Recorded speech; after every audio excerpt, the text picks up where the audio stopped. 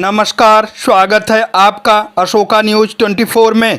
आपके साथ हूं मैं अशोक कुमार मौर्य। आइए आज की खबरों पर एक नजर डालते हैं। जनपद भदोही आज 5/7/2024 को जनपद के रास्ते मादक पदार्थ तस्करी पर भदोही पुलिस की बड़ी कार्रवाई। कोतवाली, गोपीगंज व स्वाट की संयुक्त पुलिस टीम द्वारा रात्रि चेकिंग के दौरान मिली महत्वपूर्ण सफलता।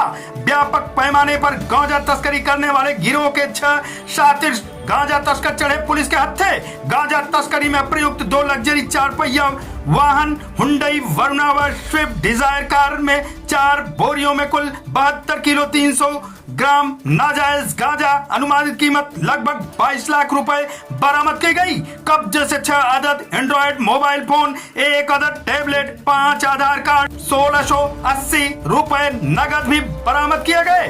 बरामदशुदा गांजा व तस्करी में प्रयुक्त वाहनों की कुल अनुमानित कीमत लगभग 42 लाख रुपए आकी गई। अपने आर्थिक भौतिक लाभ के उद्देश्य से उड़ीसा से सस्ते दाम पर गांजा खरीदकर वाराणसी व आसपास के जनपदों में मांगे दामों पर बिक्री करने के थे फिराक में।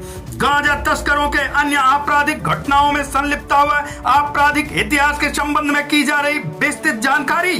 डॉक्टर मीनाक्षी कात्यायन, पुलिस अधीक्षक भदोही द्वारा जनपद के रास्ते मादक तस्करी करने वाले रोकथाम व मादक पदार्थों की बरामदगी तथा अभियुक्तों की गिरफ्तारी है सभी संबंधित को सख्त निर्देश दिए गए हैं। उक्त आदेश के अनुपालन में अपर पुलिस अधीक्षक के पर्यवेक्षण व क्षेत्राधिकारी ज्ञानपुर के नेतृत्व में थाना गोपीगंज व स्वाट की संयुक्त पुलिस टीम द्वारा कुल 6 शातिर गांजा तस्करों को गिरफ्तार करने में महत्वपूर्ण सफलता मिली। संबंध में अपर पुलिस अधीक्षक भदोही द्वारा दिए गए बयान के अंश। 5 जुलाई को सुबह 2 बजे थाना गोपीगंज पुलिस एवं जनपदीय स्वैट टीम के द्वारा चेकिंग के दौरान मिर्जापुर गोपीगंज मार्ग से रेपड़ी भट्टे के पास से 2 संदिग्ध वाहनों हुंडई वरना और स्विफ्ट डिजायर कार से 6 अभियुक्तों को गिरफ्तार किया गया। गिरफ्तार किए गए अभियुक्त अंतर्राज्यीय गांजा तस्कर गिरोह के सदस्य हैं, जिनके कब्जे से 72 किलो 300 ग्राम गांजा बरामद हुआ है, जिसका अनुमानित मूल्य 22 लाख रुपए है। गिरफ्तार अभियुक्तों के द्वारा बताया गया है कि वे उड़ीसा से गांजा खरीदकर बनारस एवं उसके आसपास के जनपदों में बेचा करते थे। गिरफ्तार अभियुक्तों के विरुद्ध थाना गोपीगंज पर सुसंगत धाराओं में अभियोग पंजीकृत करते हुए अग्रिम विधिक कार्रवाई की जा रही है।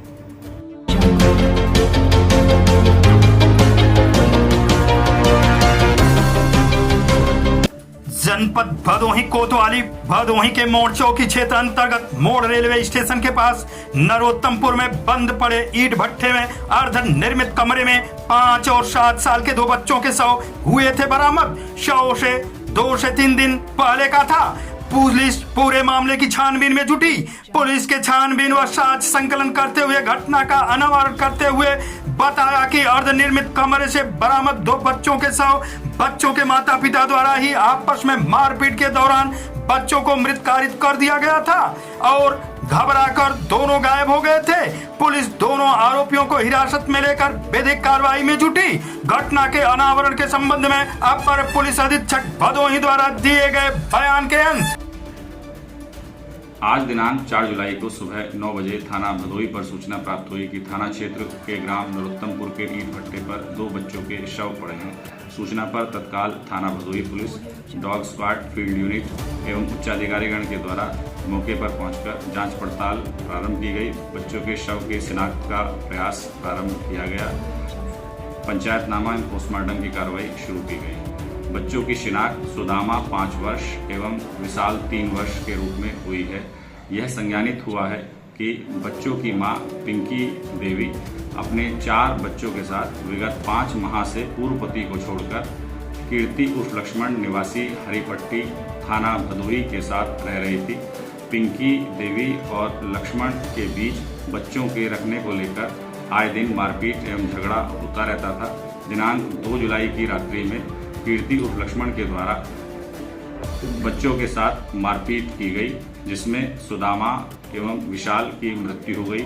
आरोपी कीर्ति उर्फ लक्ष्मण को हिरासत में लेकर अग्रिम विधिक कार्रवाई की जा रही है।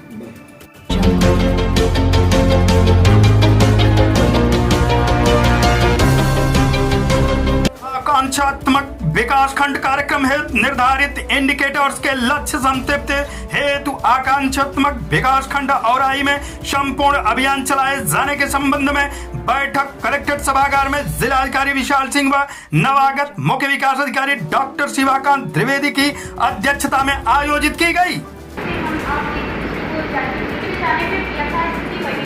कौन करता है डाटा एंट्री को विभाग वाली करती है, बट हम जब फील्ड विजिट करते हैं तो किसी जो एक्शनेबल पॉइंट मिलते हैं, जैसे कि मैंने लाभार्थी से बातचीत की, उनके अच्छे पॉइंट रहे, उनको लाभ मिला, तो वो पॉजिटिव मिल रहता है, कुछ चीज़ें नहीं भी रहती है। तो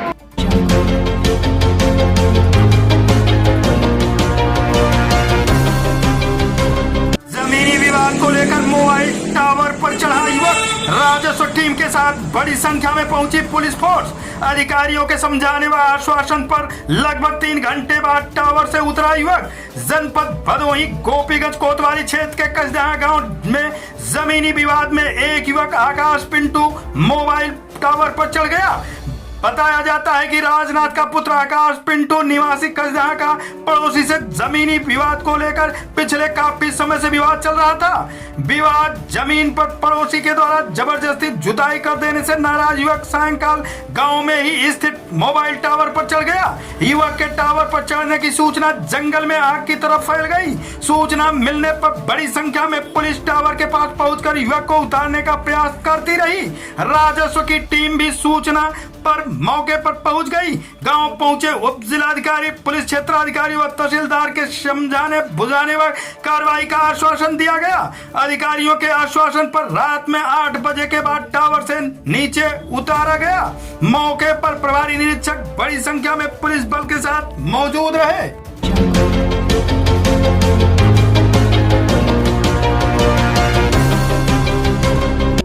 जौनपुर में गो तस्करी करने वाले शातिर अपराधियों के खिलाफ चलाए जा रहे विशेष अभियान के तहत कोर्ट द्वारा शातिर अपराधी व गो तस्कर सलमान व फैजान की संपत्ति, मकान, अनुमानित कीमत 1 करोड़ रुपए, गैंगस्टर एक्ट की धारा 14(a) के तहत कुर्क के आदेश की मुनादी कराते हुए जब्त सील किया गया। संबंध में अपर पुलिस अधीक्षक द्वारा दिए गए बयान के अंश। पुलिस अधीक्षक जनपद जौनपुर के कुशल नेतृत्व में गोकशी करने वाले अपराधियों को नेस्तनाबूद करने, उनके नेटवर्क को समाप्त करने के लिए जो अभियान चलाया जा रहा है, उस क्रम में थाना सराय ख्वाजा में एक गोकशी का अभियोग पंजीकृत किया गया था, जिसमें अभियुक्त सलमान एवं फैजान के विरुद्ध कार्यवाही की गई थी।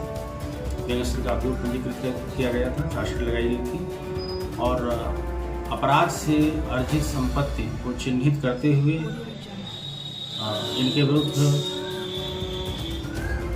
जनपद आजमगढ़ में, जहाँ के ये रहने वाले हैं, वहाँ पर